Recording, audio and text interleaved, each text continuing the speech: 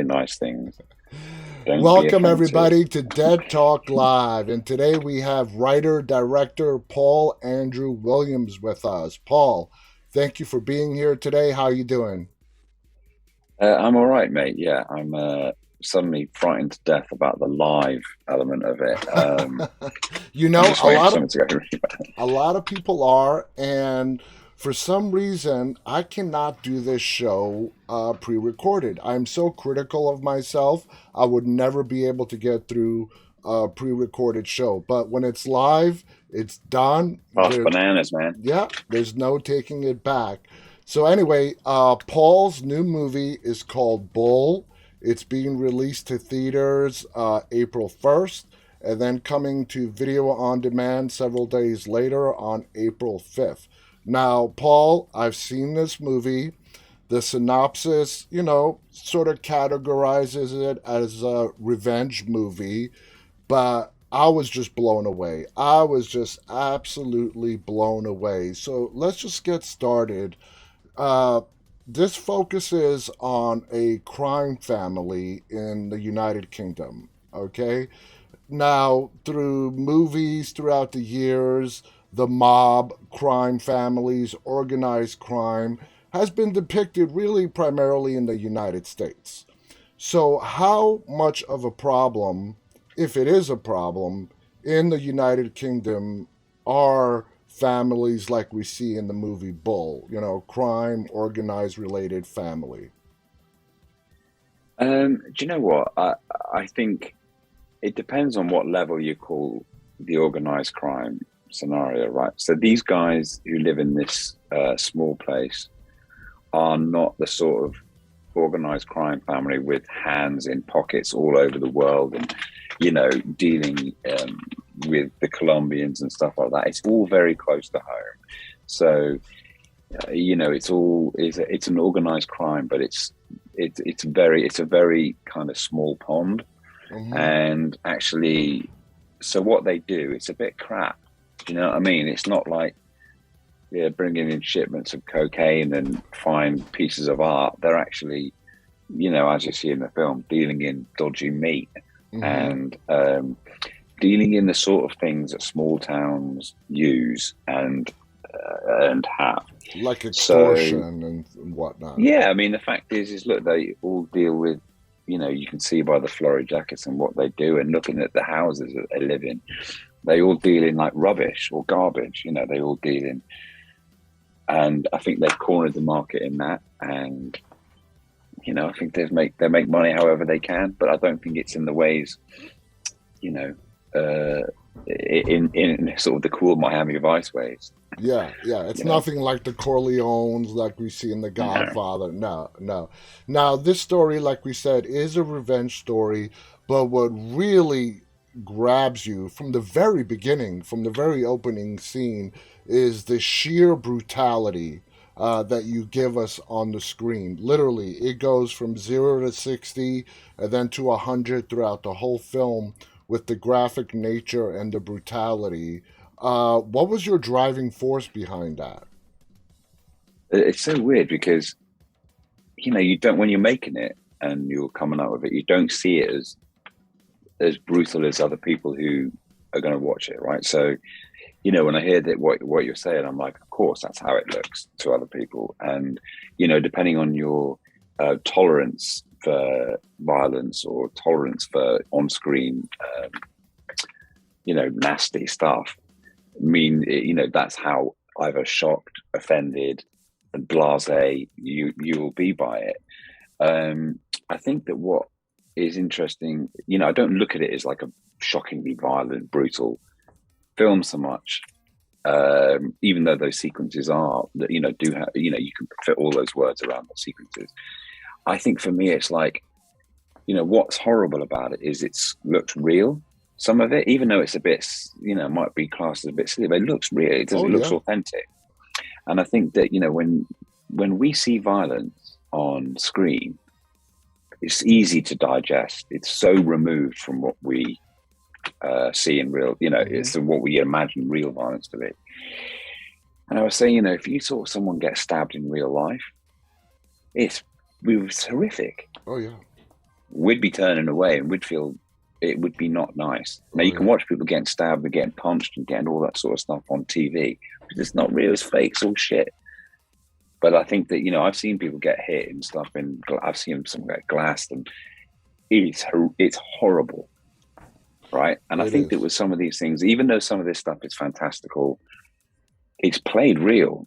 It's played as if it really happened. It's played as if it's played for the people in the room and not for the audience. That's how I think it is. And that's what makes this movie so great, is because it's not just another story about revenge. The brutality is a big driving force to the film, and the emotions behind Bull. Now, Neil Maskell, who plays Bull, is absolutely brilliant in this film. He doesn't look like your stereotypical mobster enforcer. He looks like the dad next door, And so when it came time to cast Bull, what was it about Neil that really grabbed you and said, this is who's going to play Bull? But I think the thing about Neil is he's first of all, he's an absolutely lovely bloke. He's a really nice guy, and I really like, just being mates with him. But also, he is someone who has, the biggest emotional range, and it's all so accessible that as a performer or as an actor, you never know what you're going to get from Mm-hmm. one second to the next. So you can get extreme love, extreme kindness, and an extreme rage, and extreme terror. You get all these things, and you just don't know what reaction you're going to get to something, and Mm-hmm. that's quite terrifying. Um, and that's why I think that's what he brings to this part. He Um, does. because he acts on his emotions. Now, that's not to say that he's, the acts of violence that he commits. I don't think they're not done for kicks. They're done just emotion, just an emotional drive, and I think that's what makes it so tough. But also, he's a really nice guy in it. He really Exactly. loves his kid a lot. And speaking You about know, that, I would not classify Bull as a psychopath because you made it very clear to show us in the movie the time that he spends with his son and the amount of love and care that he has for his son and is willing to do everything he can. Was that very important for you as the writer and director of this film to show us the human side of Bull? yeah. I mean, the thing is we're all cute. He's human, and all we all have the different facets that Bull has. Maybe not to the extreme level, but we all have the ability to be loving and caring and feel all these things. But we also have the ability for anger, and obviously it depends on what degree you show that. But I think for me, being a father and knowing what I would do for my child, that's always interested me. And I think you can compartmentalize things. Um, you know, look at people like Pablo Escobar, who would Yeah, ring up his kid when he was on the run and read stories to him, and loved his kids. Do you know what I mean? And that's so. There's two sides. There's so many sides of all people that I think those are just different sides of him. absolutely, absolutely. Now the ending to this film blew me away. I mean, we're not going to give anything away here, but as a lifelong fan of cinema, I did not see that ending coming whatsoever. I was like, "Oh my god!" Now, was that something that you knew before you started writing the script how you wanted to end this film, or was it a work in progress as you were writing the script? It was always going to be that ending, right? It was always going to be that, and it was always going to be the story of how he got there and so on. It was always going to be that. I think there was a couple of discussions on how clear we make it, um, and how. because I'm like, I don't want to make it clear. I want to leave it to the audience to sort of get it, work it out, and look, it's an ending that has made some people really like, some people really like it, some people hate it. What are you going to do, man? And you're never going to please everyone, so fuck it, man. If some people like Exactly. it, that's great. So it's, if everyone hated it, I'd have to, that was the problem. But the fact is that some people really think it worked. I do. I love the ending. Like I said, it's because it shocked me. And as a fan of movies, if I sit down and I watch something and I'm completely blown away, did not see something coming, I'm like, kudos. That is was brilliantly done. And I could see the part where you're talking about leaving it up to the viewer interpretation. Towards the ending, when he does go to the church, it does get a little bit confusing. And as the viewer, you're trying to figure out what exactly is happening before we get the big reveal. Now, when you were creating the character of Bull, did you did you use anybody from the news or people you knew as form of inspiration? Not really, just people. There's people I've met in my life who I've been frightened of, but I've also liked, and you know, but I used to work in a pub, and I just used to work with people in there, and it was a kind of a rough pub, and the American equivalent of a dive bar, maybe. Yeah.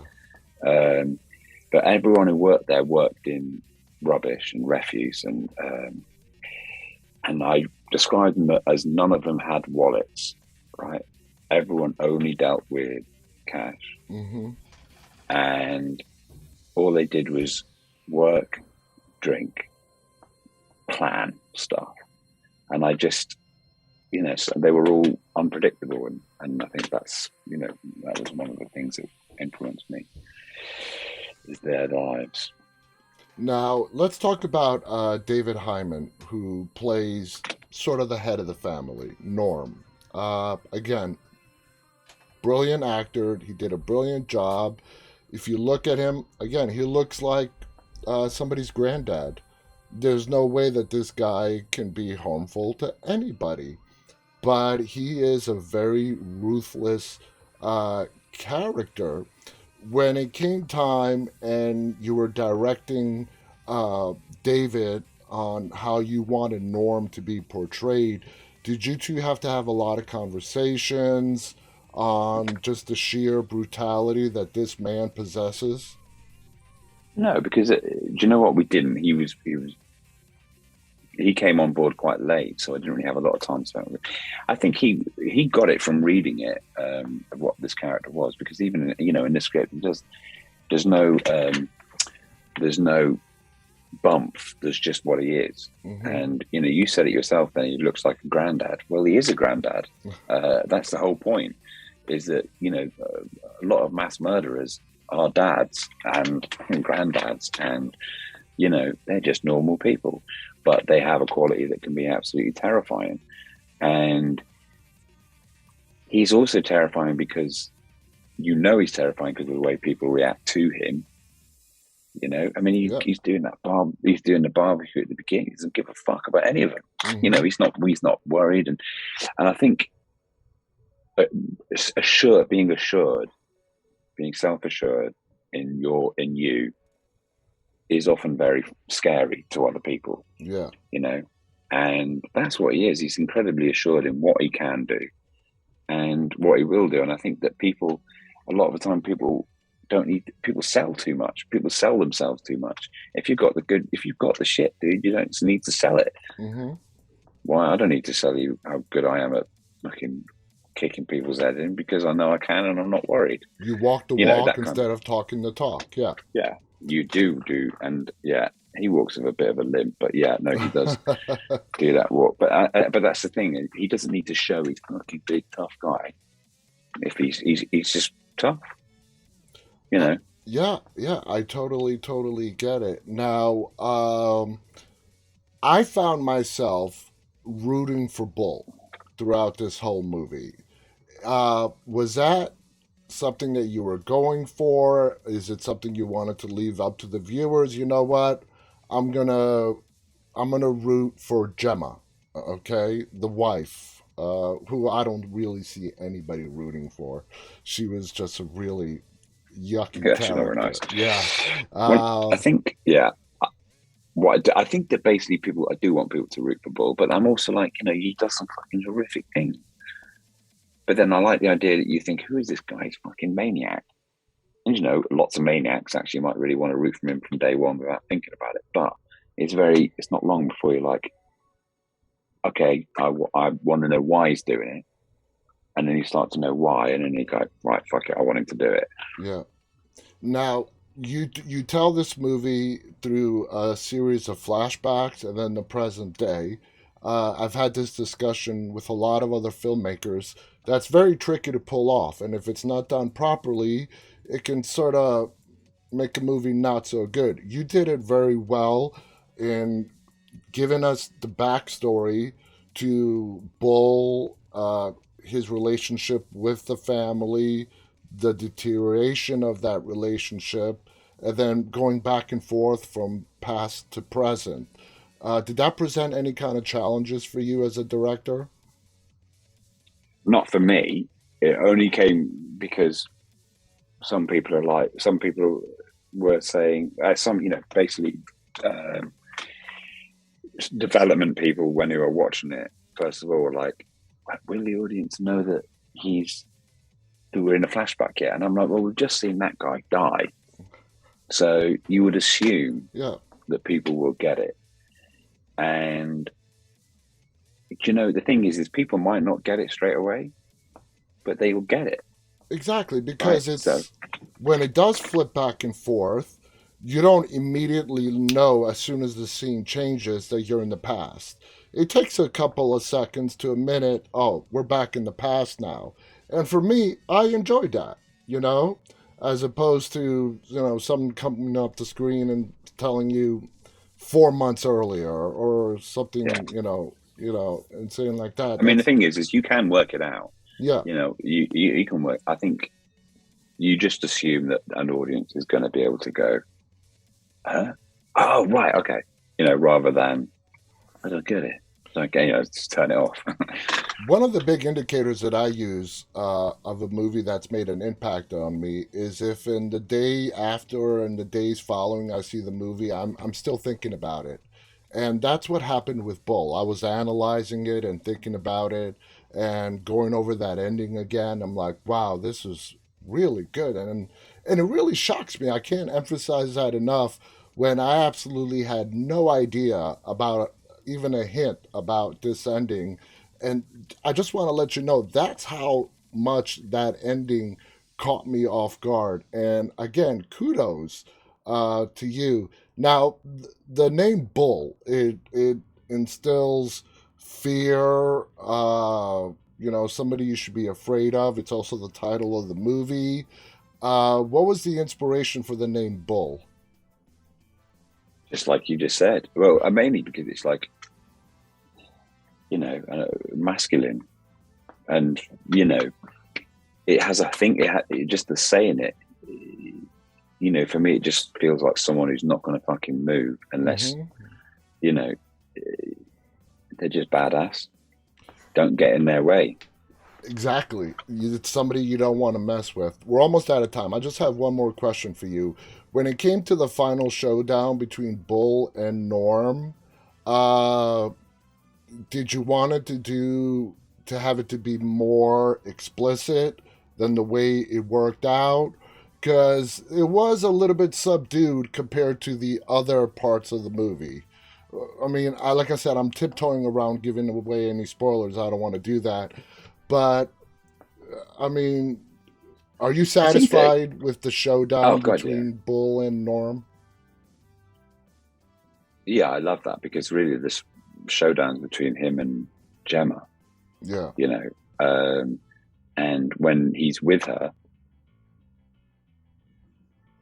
I really believe him in that moment. And it's definitely, for me, it's a more emotional uh, moment in the film. And it's got little bits of violence here and there, but actually, if you look at Bull doing it, it's an emotional release rather than Than the you pure know a physical violent aspect. one. Yeah, and I think Yeah. that we've seen you've seen enough stuff going on. Did you get any kind of Uh, pushback?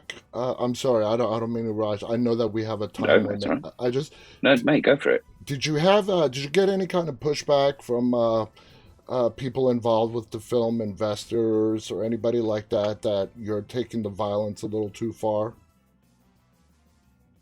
No, they were really good about it. Actually, Good. I'm glad they I think understood. they were just like, we're not going to market it as anything other than what it is. Yeah, We're not going to. yeah. It was It's brilliant. It was brilliant. Paul, we're out of John, man. time. Thank you. I want to thank you so much, guys. Hey, The thank you, man. the movie is called Bull. Like I said, it's coming out in theaters this Friday, April 1st, and then very soon after to video on demand. Whether you go to theaters or watch it on video on demand, please check it out. You will not be disappointed. Whether you're an action, horror, drama, whatever kind of genre you're into, this movie's going to not let you down. Paul, thank you so much.